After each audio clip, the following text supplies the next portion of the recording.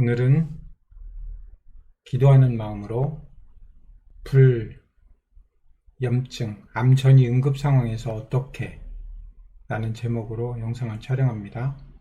실제로 유방암이 척수로 전이돼서 하지 마비가 온 환자분, 임파선으로 전이돼서 림프 부종이 돼서 어깨가 굳어지고 암성 통증으로 고생하시는 분, 갑상선 암이 전이되는 건 참 드문데 갑상선 암이 폐로 전이돼서 전신 조직으로 전이돼서 대학병원에서 포기하신 분, 식도암, 식도폐색으로 인해서 수술 직전에서 이분은 이미 먼저 시작해서 경과가 좋은데요.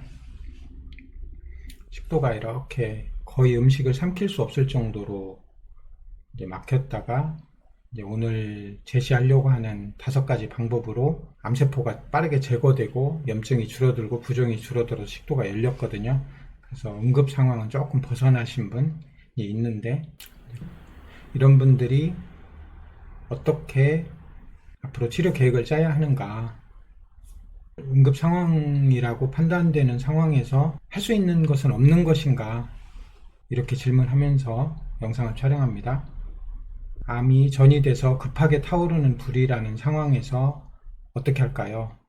암세포 굶기기를 하세요. 탄수화물 금식을 하고 간헐적 단식을 하고, 그 다음에 부작용은 별로 없이 암세포를 죽이는 2가지 방법, 고농도 비타민C, 고주파 온열암 치료, 건강한 면역세포를 암세포에게 이동을 시켜서 암세포를 잡아먹을 수 있는 방법, 우리 아군세포를 더 건강하게 만드는 방법으로 미토콘드리아 신생합성운동, 좋은 아군을 빨리 만들어내는, 면역세포를 빨리 만들어내는 고농도 비타민 D, 이런 5가지 방법을 소개를 할게요. 첫 번째로는 반드시 암세포 굶기기를 해야 돼요. 암세포는 굉장히 취약한데 포도당 수송체가 정상세포보다 5배에서 20배가 많아요. 계속 포도당을 주잖아요. 그러면 암세포 군인과 우리 군인들이 같이 경쟁을 해요.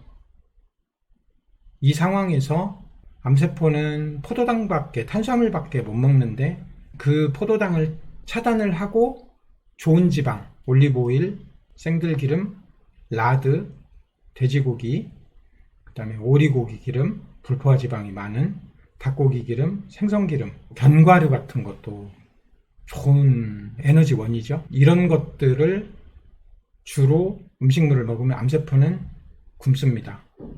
굶으면 암세포는 더 이상 자랄 수가 없어요.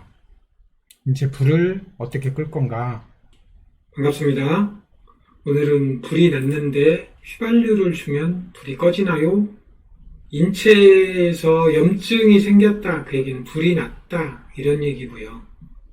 그러면 우리 몸에서 흔히 불을 일으키는 발화물질은 무엇인가요?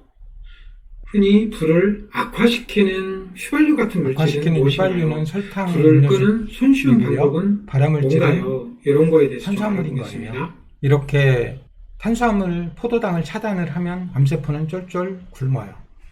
그 다음에 고농도 비타민C를 쓰잖아요. 그러면 암세포는 쉽게 사멸됩니다. 독극물이 있어요. 고농도 비타민C를 주면 우리 몸에서 과산화수소라는 독극물이 만들어져요. 정상세포는 이 과산화수소를 무해한 물로 바꿔버릴 수 있습니다. 하지만 암세포는 이 과산화수소가 제거가 되지 않고 독극물인 수산화 라디칼이 만들어지고 암세포가 제거돼요. 이게 고농도 비타민C의 암세포 제거 원리거든요.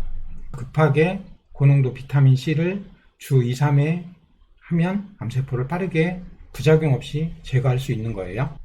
36.5도잖아요, 체온이.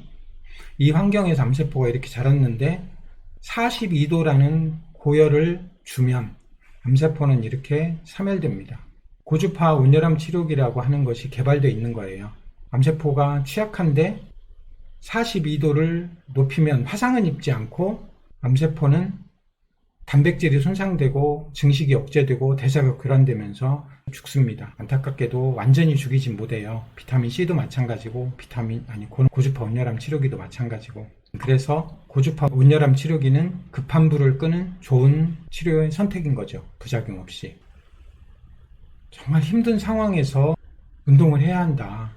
운동을 해야 우리 훈련된 군인들이 NK세포가, T세포가, 대식세포가 그 암의 미세 환경을 뚫고 가서 암세포를 잡아먹습니다. 운동을 해야만이. 미토콘드리아 신생합성 운동, 일주기 리듬 운동을 땀나게 운동을 하면 이 영상도 촬영했잖아요. 암 환자는 어떻게 운동을 해야 할까요? 어느 정도 운동을 해야 되나요? 그 운동을 하면 만성염증이 어떻게 제거되고 암세포를 어떻게 억제하고 건강한 세포를 더 건강하게 만드나요? 우리가 아무리 안 먹으려고 해도 탄수화물은 계속 먹을 수밖에 없어요. 모든 음식에 탄수화물이 있거든요. 단백질을 먹어도 탄수화물로 바뀌고 있는 그 탄수화물마저도 운동을 해서 건강한 세포가 먼저 탄수화물을 쓰게 만들면 그 취약한 암세포는 이길 수 있습니다. 길지 않아요. 2주에서 4주면 암세포 증식은 멈출 수 있습니다. 비타민 D는 어떻게 암세포 증식을 억제하는가? 비타민 D는 처음에는 미네랄 흡수를 잘 하게 하니까 칼슘을 잘 흡수하고 인을 잘 흡수해서 뼈를 튼튼하게 한다. 이렇게 출발을 했지만 최신 논문 위주로 보면 건강한 세포, 건강하게 만들기, 원자재를 만드는 꼭 필요한 호르몬 같은 거다. 이렇게 비타민 D의 모든 것. 비타민 D가 어떤 효과가 있습니까? 비타민 D는 좋은 원자재 만들기의 시작입니다. 비타민 D가 부족해서 암이 발생하고 치매가 발생하고 얼마나 많은 질병이 발생하는지 과거에 이제 몇 년 전 논문을 보면 비타민 D를 쓰면 암 환자에게 필요 없다, 필요하다 이런 논란이 많은데 최신 논문, 좋은 논문일수록 비타민 D를 썼더니 암세포가 죽더라. 암의 생존율이 높아지더라. 자마라고 하는 2022년에 나온 논문이거든요. 영향력 지수 120점에서 비타민 D를 고농도로 썼더니 암전이가 차단되더라. 아직도 겨우 2000IU 쓰고 있는데 이게 리뷰 논문이거든요. 과거에는 이렇게 많이 안 썼거든요. 고농도로 쓰기 시작한 지 얼마 안 돼서 고농도로 쓰기 시작하면 암 생존율이 높아진다라는 논문이 몇 년 내에 많이 나올 거라고 생각을 해요. 이론적으로 봤을 때. 그리고 암이 예방됩니다. 2023년 올해 나온 논문인데 이것도 좋은 논문인데 50세 이상의 사람에게 비타민 D를 고농도로 투여하면 매년 3만 명 이상의 암 사망률이 줄어들 거다. 이렇게 해서 나온 논문이에요, 지금. 마지막 제목을 이렇게 달아봤습니다. 말기암 환자가 살 수 있는 방법, 전이암 환자가 살 수 있는 방법. 음식을 먹고 숨을 쉬고 있다면 포기하지 마세요. 이럴 때 항암제를 쓰면 아무것도 할 수 있는 게 없습니다. 암세포도 죽이지만 정상세포도 죽이고 그냥 누워있을 수밖에 없거든요. 그러면 앞에서 소개했던 방법 할 수가 없어요. 이론적으로 2주에서 4주면 급한 암세포의 불을 끌 수 있습니다. 그러면 암세포의 증식은 멈출 거예요. 그 다음에 건강한 세포, 더 건강하게 만들기를 하면 가능한 거예요. 암세포와 더불어 살기 가능성이 있다는 겁니다. 100% 가능하다고 장담은 못하지만 가능하잖아요. 감사합니다. 많이 응원해 주세요.